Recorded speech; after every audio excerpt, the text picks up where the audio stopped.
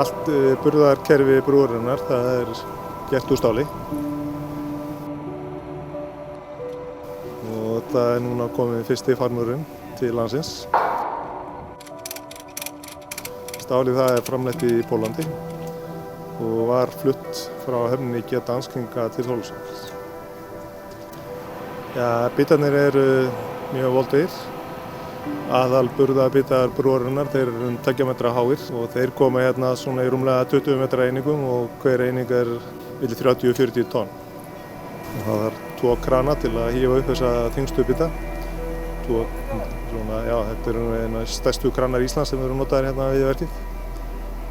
Þannig að þetta eru mikla tilfæringar að koma þessu upp þó ekki sé annað en bara upp úr skipinu og hingað upp á bryggjuna.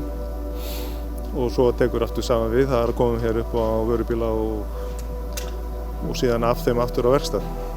Og þetta eru það umfangsmiklir bitar að það þarf að flytja það á lögreglufylgd og þá það gert ævinlega utan svona aðalumferðartíma sem þá kvöld og nótt.